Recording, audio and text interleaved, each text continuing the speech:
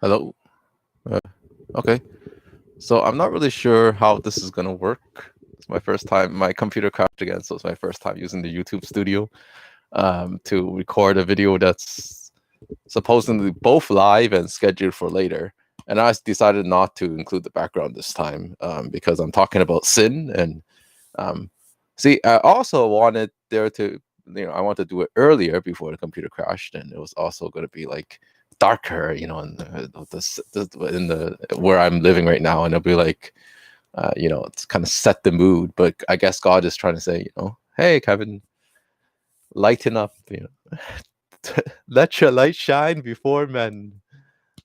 So as it says in Matthew 6, I believe. Pretty sure it's Matthew 6. Matthew 5, 6, 5 to, I don't know, 8 is also gold, and maybe I'll do that. So anyways, this title is also like an oxymoron and sort of like a reverse logic, like in Ephesians 5, because like I'm actually using a reverse, like, it's like, I don't remember how the tune goes for Study Break, that song but anyways, like, just because you're not a frosh anymore doesn't mean you don't need a study break. Actually, so it's sort of reverse, because I know that this week, even though I've been trying my best even to not wait till the last week to, to really tighten ship in, but I know that I am going to have, assignments due in November. So for most of my courses, there's going to be some, like, either a test or an assignment or something, like at last week of October or last week of November.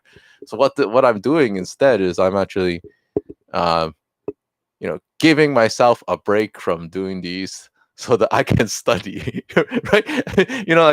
Like I said in my Ephesians 5, where it's like, oh, uh, you know, s- uh, we submit to Christ just like a wife submits to her husband, right? So it's like, so that he's trying to use that illustration to show that, not necessarily he's trying to show that because, because Christ submits to, sorry, because we submit to Christ, so therefore, women, you should submit to your husbands in the same way. It's like, well, well, yes, I guess for those people who, but again, like, because my topic today is actually nobody's perfect. We're all infected with sinvid, as Rich would say in his message, or he said in his message in March. We got a bigger pandemic to deal with. It's actually sin, not COVID. And I think it's really interesting, even though I'm not going to get into the eschatology. I think it's called the end times. Again with the COVID, like I did in the first message. And the other thing I want to talk about that message is, like, let's like Mary was telling me, like, try not to dig too deep into what other people publish about Hebrew on the internet. So, like, it's possible that maybe we don't actually have 4,000 years, guys, so just keep that in mind. Or I mean, like, we can't make it to AD 4,000 or around that time. So for all we know, the end could be coming sooner than we think. So anyways, uh I guess with the reboot, there are some things I'm going to be cutting out of this video that I was thinking of possibly including, but I'll still get to the bread and butter. And I am going to be talking about sin from John 9 today.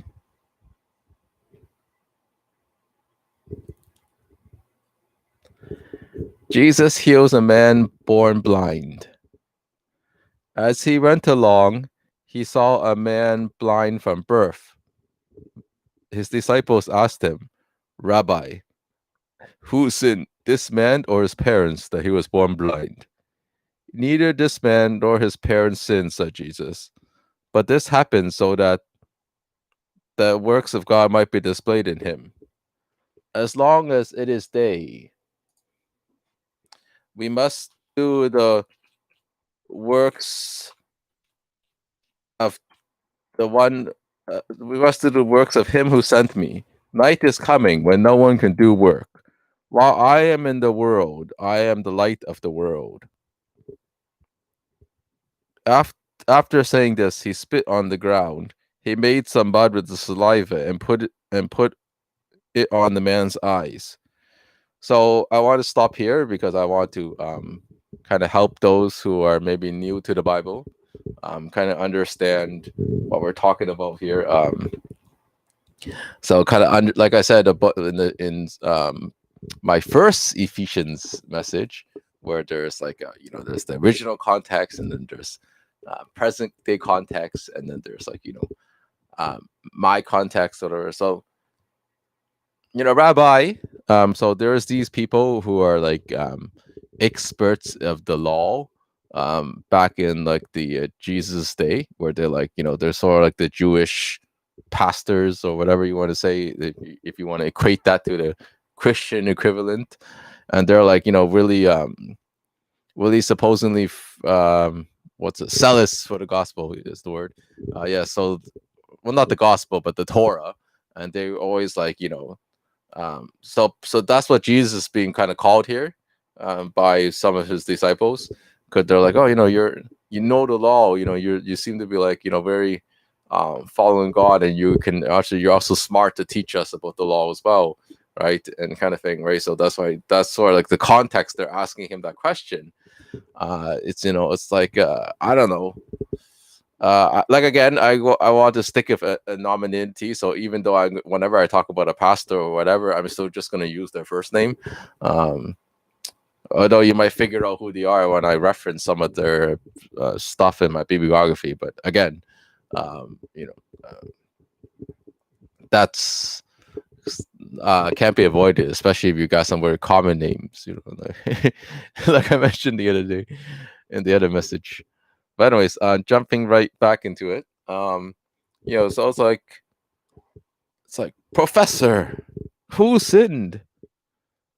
This guy, this blind guy, or his parents that he can't see?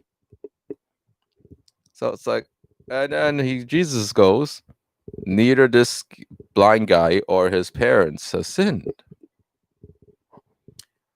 So how I also feel that this ties to my message about like sin and COVID, like in this break week, is that people like with COVID is an interesting virus. Like if you ever watch the so anyways, I apparently got hit with a copyright thing for that when I was doing that one word. I think what was it called? One World song. I think by those old style New Boys by UMI. I guess it stands for Universal Music International or something. I don't know what it stands for, but anyways, so the music group kind of I guess hit me with a copyright thing. Said, oh, you can't advertise or whatever. So fortunately, I'm not trying to make money through like doing these messages, and like even though I can't advertise and earn money from that message, like because I use their song, it reminded me that there's some things that, so I'm also gonna not trying to use live audio from movies or whatever. Like I will reference movies, I will reference other things without actually using the audio, or even songs, because I don't have the official license to use Christian music. But I think like most Christian music license holders, they understand and they want the message to get out, so they're letting it go for now. But at the same time, I would hope that to the degree that eventually sponsorship money towards that. I don't want to call it tithing, whatever, because I'm not officially a church right now by myself. But so but you have to understand that everything does have expenses. So because I can't afford licenses like that, I will be not going forward to still doing that right now.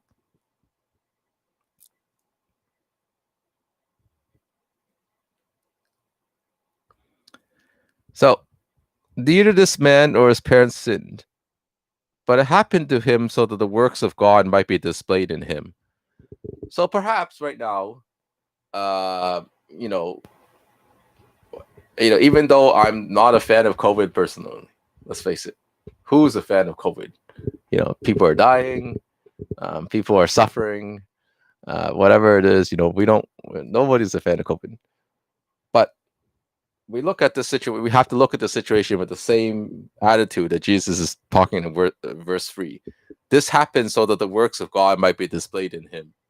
So whatever that God is working, like, in COVID, we have to just believe that, God has allowed COVID to happen so that, maybe more people will see messages online.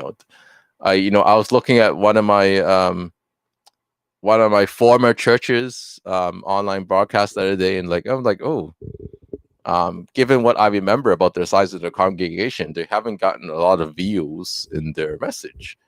But hey, like, they normally maybe don't broadcast their stuff online, so people don't know about them to begin with. So, but because everybody's moving their stuff online, you don't know who you can reach. Like, even I don't even know who my viewers are, but maybe some of them are people that I've never met before. So I'm kind of hoping that, that me being pushed finally to do this after a certain number of months of lockdown, that I can reach somebody who really needs to hear my amateur preaching abilities.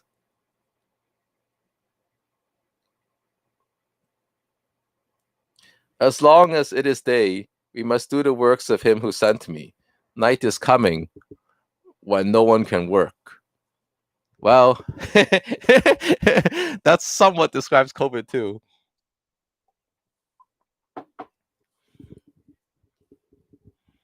But I think, yes, what I'm saying is, like, in the original context, people don't have electricity and all the modern technology we have nowadays. So that's why it kind of fits.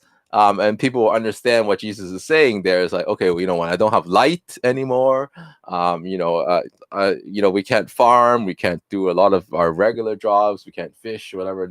Like, who fishes at night if you don't have, like, big spotlights as modern ships have nowadays? Like, who would do that, right?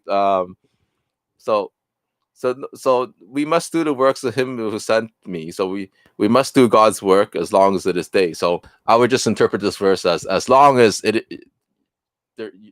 you are physically able, you must do the work of God. So because night is coming, so there's a time that's coming. There will be a time of coming where you can no longer work. While I am in the world, I am the light of the world.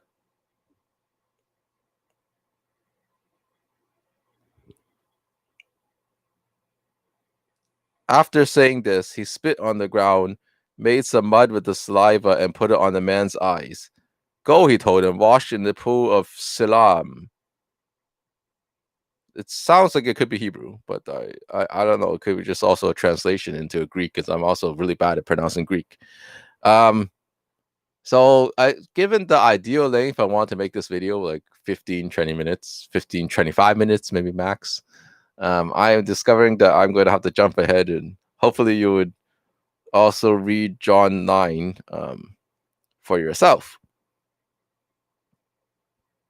So I think the thing is this is a classic example of what Mary said: don't dig too deeply into one word or one passage, and try to theologize the entire Bible, because it says here, like, this in brackets, parentheses, this word means sent. And then, for those who know the story, Jesus also uses, like it says right here in verse 8, verse 6, I read it already. He made some saliva and put it in this man's eyes. So is he trying to make it a connection that, my liquid is also, like, because I'm using liquid to heal him. So that's why I just like the pool of Salam, like, that I am trying to, Jesus is trying to indicate that I am the sent one here. Like, I think, like, we might be trying to look into it a little bit more than what the original context had tried to communicate. So it's possible, but we're just maybe taking it out too much out of the original context, that was not what John had intended. So his neighbors and those who formerly seen him begging asked, "Isn't this the same man who used to sit and beg?" So jumping ahead, so then to summarize what happens next, he's healed. And then, like I said, read it for yourself. It's the Pharisee, like, they challenge him, and then, it's like, oh, is this really Jesus? Blah, blah, blah, blah, blah. Moving all the way to verse 35, spiritual blindness. Jesus heard that they have thrown him out. And when he found him, he said, "Do you believe in the Son of Man?" "Who is he, sir?" the man asked. "Tell me so that I may believe in him." Jesus said, "You have seen him. In fact, he is the one speaking with you." The man said, "Lord, I believe," and he worshipped him. Jesus said, "For judgment I have come into the world, so that the blind will see, and those who see will become blind. Ta-da. So, for those who are more familiar with the Bible, regardless of whether you're Christian or not, or you just study the Bible just for the sake of studying the Bible, as Mary pointed out the other day, you might think, oh, okay, judgment. That's a word that Jesus sort of like condemns. It was another key word in Matthew 6. So why is he doing it? It says, for judgment I've come into this world. Well, I heard like Tim say one time that it's sort of like anger, like we can't have righteous anger, just because like Jesus, he did the temple tantrum, and he flips over the tables in a tantrum like that you'll see elsewhere in the gospel. So like again, read it for yourself. That's so. Does that mean that that we can also copy his style, and we're allowed to be angry ourselves? Well, no, like so just like, so in the same way, I think judgment is another one of those words that's like, okay, just because Jesus is judging, so it doesn't mean that as Christians we should also be judging. And Jesus is like, well, not exactly, no. So I also did a study about the Greek in the Matthew 7, and also used the Amplified Bible to help me out. So Matthew 7, and then and then compare this to John 30, John, I think 9:39. I think it is. Sorry, my phone just went to the lock screen. Yes, 9:39. So, and it's like, well, no, it's not. What's happening here is that, well, first of all, it's actually not the exact same Greek word, even though they're similar. So it may be like similar in meaning. So I think the similarity is that yes, we are trying to discern between right and wrong. So I think that's why that word is used here, because he's trying to say that John is trying to be accurate about the message. He's interpreting. John is doing some interpretation in the writing of what Jesus is saying, possibly too. So that's why he maybe this is not an exact quote for all we know.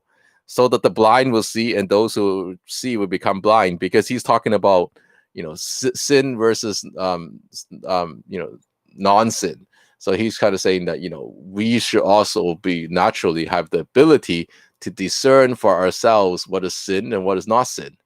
So and I think that is a very good parallel to COVID. A lot of us right now, we because COVID allows us to be some people will get sick, and some people will get a lot more sick than others. So, and some people will just don't feel sick at all, and they just go around and keep spreading it. It's like so it's like it's like, yeah. So I guess Rich is actually pretty wise in actually picking. So Rich was pretty wise in actually picking, like COVID is like a pandemic, or like COVID is actually very similar to sin, actually, when you think about it. And it's like I agree, because it's like sometimes we that there's some of my relatives, for example, they're like, oh, we don't have any sin. I'm like, okay, so they don't think, so they think that they don't need any religion or whatever to deal with their sin.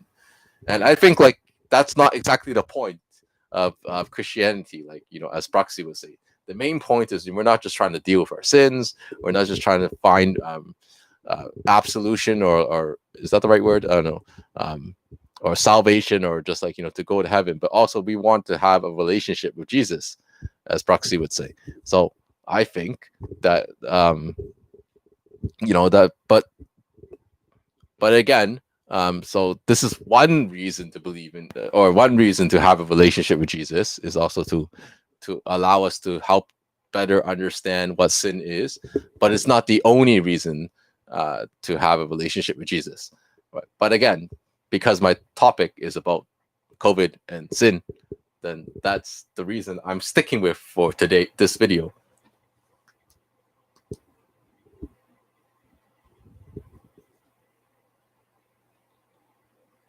So again, verse 40 helps put into context. So Pharisees who were with him heard him say this and asked, "What? Are we blind too?" Verse 41. Jesus said, "If you were blind, you would not be guilty of sin. But now you claim you can see, your guilt remains." So again, you can see for sure that's exactly what Jesus is trying to say here. Spiritual blindness. So just like us, sometimes we walking around with this COVID, we walking around with these sins and we don't know it, or and the thing is, like, no matter. So the other, so I guess God is consistent with my computer crashes, even though I gotta get new computer hardware at some point. That's also going to cost me money, but it's necessary for my online learning. So I don't really have much of a choice in the matter, but that's okay. I'm just being mindful of how much I'm spending. That's all. So anyways, I will. So to conclude this message in the last few minutes now, because we're getting to the 25-minute marker, I have these. So I will say that um, yeah, it's just like COVID, right? We are sometimes we don't think that we have sin, but that's not true. And can our sins, regardless of how private or like you know, unvisible our symptoms are, affect other people? I think yes. I think just like COVID, you never know, and and also like I believe Rich also mentioned it in his message, even though I listened to it maybe a week ago now. Because and also it is also very biblical what he said, because the Bible says that one part is affected, you affect the whole, as Paul says in another one of his epistles, I believe. So, if you're committing sin, if you have some uncleanliness in your part, we're all connected as Christians, or we're all connected as I believe as. So I believe in a bit more of a sophisticated or maybe unconventional, unorthodox theology. I believe that, obviously, because just look at the way the world is, right? The natural way, like, as it says in Romans 1, God's invisible qualities have been made known, so that we're without excuse, right?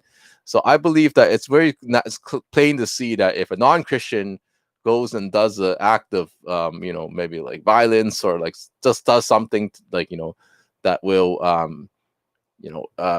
damage or hinder a Christian, then that obviously goes to show you that just because that person isn't a Christian doesn't mean they can't hurt other people, right?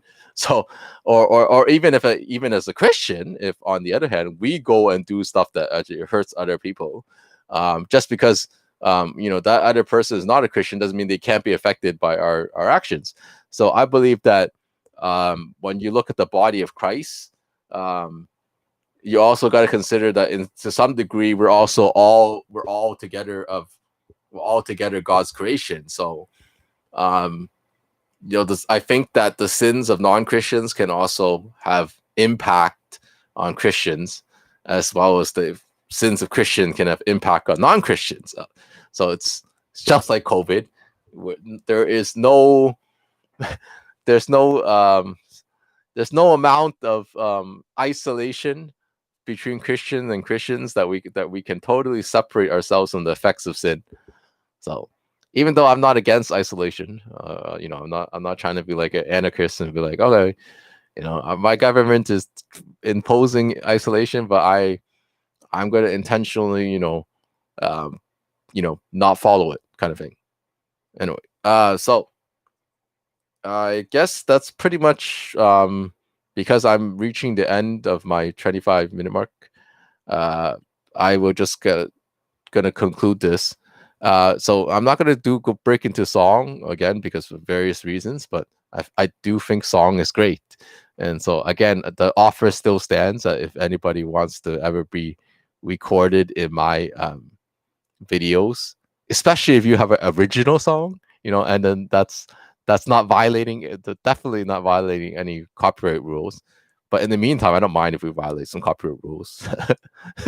It's like, again, hopefully that will actually encourage people to help us to get licenses to use Christian music.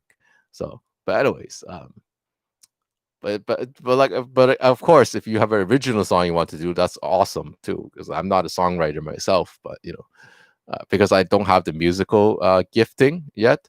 I believe we all got gifting. Like it's just a matter of maybe God give us a more natural ability to be better at certain things than others, such as I kind of have more counseling gifts as I would versus preaching gifts. But I think, like, if I were to pick a song for this message, again, no last names, even though you might know who she is, I would pick my girl Taylor's Superman, because he's not all bad like his reputation, as the lyric goes. So that's what I would pick for this for the theme for this message, and because of the pop cultural reference from the movie Spider-Man. So yes, you probably could have just stopped watching this video. You could have tuned me out if you wanted to 2 minutes ago. But for those who are sticking around to the end, the joyful and the triumphant.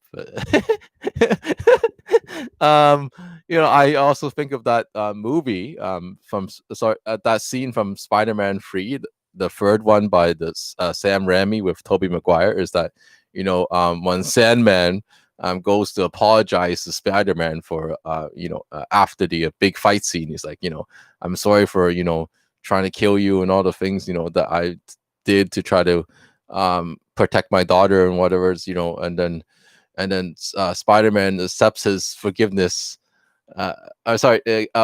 Extends forgiveness and accepts his apology, and it's like, I've done bad things too, referring to his experience with Carnage and all that. So basically, I do agree with Mike that that's kind of how we got to treat our sins. We got to we got to work to healing together.